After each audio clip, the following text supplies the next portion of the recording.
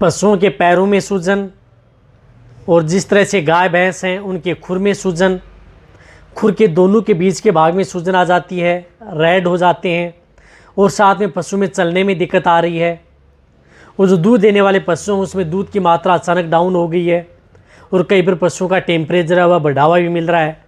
इस तरह के केस फील्ड के अंदर सबसे ज़्यादा देखने को मिल रहे हैं इस मौसम के अंदर। तो इस तरह की स्थिति से यदि पशु को बचाना है तो आपको क्या देना चाहिए, किस तरह से उसका ट्रीटमेंट करके पशु को ठीक किया जाता है, आज की वीडियो के अंदर आपको डिटेल से बताया जाएगा स्टेप बाय स्टेप। तो वीडियो लंबी होगी, स्किप में देखना, पूरा देखना। चैनल पर नए जुड़े सब्सक्राइब और साथ में बेल आइकन। देखो ये जो दिक्कतें हैं ये ज़्यादातर जो बारिश का मौसम है उसमें सबसे ज़्यादा दिक्कत देखने को पशु में मिलती है। कि पशुओं में क्या आता है कि एक तो पैरों में सूजन आ जाती है, और पशुओं के जो दोनों खुर हैं उनके बीच के अंदर स्वेलिंग आ जाती है, जिससे क्या है कि गाय या भैंस है वह चलने में दिक्कत करती है। भेड़ बकरियों में भी इस तरह की दिक्कत हो रही है। कहने का मतलब है कि छोटे पशुओं से लेकर के बड़े पशुओं में इस तरह की दिक्कत आ जाती है। उड़ने बैठने में भी दिक्कत है। तो क्या करना चाहिए, साथ में एक और बताना चाहता हूँ कि इस तरह की यदि दिक्कतें यदि पशु में हो जाती हैं, जिस तरह से दूध देने वाले पशु हैं उनमें इस तरह की दिक्कत हो गई तो पशुओं में अचानक दूध की मात्रा डाउन हो जाती है, इसमें पशु में दूध आधा हो जाता है, और साथ में पशु खाना पीना भी छोड़ देता है, सुस्त हो जाता है, कई जुगाली भी नहीं करता। तो इस तरह के लिए आपको करना क्या है, देखो सबसे पहले तो मैं आपको एक इस तरह की बोलस बताऊँगा, उस बोलस का प्रयोग अपने पशुओं में करवा सकते हैं। जिस तरह से आती है एक मारकी सेरिडी फोर्ट बोलस, जिसके अंदर साल्ट आता है एसिलोफेनाक, पैरासीटामोल एंड सेरिटोपेप्टाइड्स। ये जो बोलस आती है इस बोलस का प्रयोग इस तरह के केस के अंदर किया जाता है, बहुत अच्छा रिजल्ट देखने को मिलता है। जो इस तरह की बोलस आती हैं जो कि बड़े पशुओं के अंदर जिस तरह से गाय भैंस हैं उन्हें आप 2 बोलस सुबह और 2 बोलस शाम लगातार 3 दिन आप अपनी गाय भैंस को इस तरह की बोलस दे सकते हैं। आसानी से नॉर्मल यदि हैं तो ठीक हो जाती हैं। खटिया ईपर हैं तो आप इसे 1 बोलस सुबह और 1 बोलस शाम। भेड़ बकरी हैं तो 1 बोलस का तीसरा हिस्सा दे सकते हैं, ज़्यादा वजन है तो आधा हिस्सा। इस तरह से प्रेग्नेंट बकरी हैं चाहे गाय भैंस हो, इन सभी में आप इसका प्रयोग कर सकते हैं। लेकिन कई बार इस तरह की दिक्कत हो जाती है कि ये बोलस देने के बाद में भी गाय भैंस से ठीक नहीं हो पाती, उसमें इस तरह का कई बैक्टीरियल या वायरल इन्फेक्शन हो जाता है। इसमें इन्फेक्शन होने के सबसे ज़्यादा चांस रहते हैं। इन्फेक्शन होने की वजह से पशुओं में इस तरह की दिक्कतें देखने को मिलती हैं। इसलिए इन्फेक्शन को कंट्रोल करने के लिए या इस तरह की दिक्कतों को आप किस तरह से कंट्रोल कर सकते हैं, इसके लिए आपको कुछ इस तरह की दवाओं का उपयोग करना होगा, या अपने वेटरनरियन है उनसे आपको संपर्क करना होगा, तभी आपको बेटर रिजल्ट देखने को मिल सकता है। तो उस स्थिति में आपको क्या करना है कि जो एक तो आपको इस तरह के केस में इंजेक्शन ज़रूर प्रयोग करना है, एविल इंजेक्शन। ये देखो जितने भी जो मैं इंजेक्शन बताऊंगा ये सभी के सभी इंजेक्शन आप अपने वेटरनरियन से ही लगवाने हैं, खुद आप इनका प्रयोग न करें। एक वीडियो आपके लिए नॉलेज के लिए है कि जो वेटरनरियन है किस तरह से इस तरह का ट्रीटमेंट किया जाता है, तो आप जो अपने वेटरनरियन हैं उनसे ही आप ये ट्रीटमेंट करवाएं। तो एविल इंजेक्शन है, इस इंजेक्शन का प्रयोग पशुओं में करवा सकते हैं।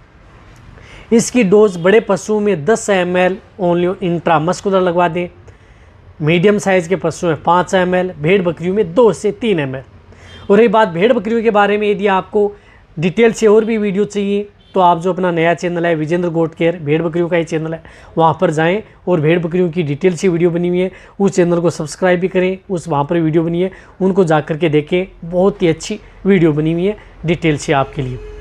देखो इसका प्रयोग करना है। साथ में आपको क्या करना है कि इस स्थिति में पशुओं का टेम्परेचर 1 डिग्री से फ़ारेनहाइट से लेकर के 2 डिग्री फ़ारेनहाइट तक ही बना हुआ होता है, यानी 103 डिग्री फ़ारेनहाइट से ज़्यादा इसमें टेम्परेचर पशु का मिलता नहीं है। तो उस स्थिति में आप उस पशु को, एक तो जो पशु खाना पीना नहीं कर रहा है, सुस्त है, खुरों के अंदर दिक्कत है, तो आपको इसमें B complex and liver extract with vitamin B12 injection का प्रयोग आपको करना है। जिस तरह से बेलामाइल इंजेक्शन आता है, इस बेलामिल इंजेक्शन का प्रयोग इस तरह के केस में ज़रूर करवाएं। ये बड़े पशुओं में 10 ml से लेकर के 15 ml intramuscular, only on intramuscular ये इंजेक्शन पशु में लगता है। तो ये इंजेक्शन इस तरह के केस में ज़रूर लगवाना चाहिए ताकि पशु जल्दी रिकवरी ले, खाना पीना भी करे। और जो भी यदि आप अदर जो इंजेक्शन लगा रहे हैं नाल जैसे कि एंटीपायरेटिक, ताकि आपका पशु वो फिट में न जाए, तो ये इंजेक्शन पशुओं को ज़रूर दें। मीडियम साइज़ में 5 से 7 ml, छोटे में 2 से 3 ml। और इस तरह के केस में आप एक अच्छा इंजेक्शन जिसके अंदर साल्टोफ्लुनिक्सिन मेगलुमाइन, वह साल्ट का इंजेक्शन पशु में प्रयोग करवाना चाहिए, जो कि पशु में दर्द, सूजन, अकड़न, जकड़न, किसी भी तरह की यदि कोई दिक्कत है, उड़ने बैठने कहीं पर भी यदि पशु में इंटरनल ऑर्गन या एक्सटर्नल कहीं पर भी स्वेलिंग है, तो उसको कंट्रोल करता है फ्लुनिक्सिन मेगलुमाइन। जिस तरह से मेगलोडाइन इंजेक्शन आता है, इस इंजेक्शन का प्रयोग इस तरह के केस में कराएं। हालांकि ये महंगा इंजेक्शन जरूर आता है, लेकिन पशु में बेटर रिजल्ट देखने को मिलता है। जिस तरह से यदि गाय भैंस में यदि प्रयोग कर रहे हैं, ज़्यादा बॉडी वेट है, तो 15 ml से लेकर के 20 ml इंट्रामस्कुलर या इंट्रावेनस दोनों रूट से आप इस इंजेक्शन का प्रयोग अपने पशुओं में करवा सकते हैं। और साथ में जैसे मीडियम साइज़ के पशु हैं तो 10 ml, उससे छोटे हैं तो 1 से 2 ml। और जितने भी जो इंजेक्शन हैं, ये सभी के सभी इंजेक्शन प्रेग्नेंट पशुओं के लिए सेफ है। यदि एक दिन से यदि आपके पशुओं में यदि ट्रीटमेंट नहीं हो रहा है, तो आप लगातार 2 से 3 दिन इस तरह का ये ट्रीटमेंट पशुओं में करा सकते हैं। कई बार 2 से 3 दिन भी इस तरह की ट्रीटमेंट में लग जाते हैं। लेकिन आपको इस तरह के केस में यदि कहीं पर सूजन है, स्वेलिंग है, टेम्परेचर थोड़ा बढ़ा हुआ है, तो उसमें आप एक एंटीबायोटिक इंजेक्शन का भी प्रयोग करवा सकते हैं। जो ज़्यादा आपको भारी एंटीबायोटिक इंजेक्शन प्रयोग करनी नहीं है, जिसमें आप DCR इंजेक्शन है, स्ट्रेप्टोपेनिसिलिन एंटीबायोटिक आती है।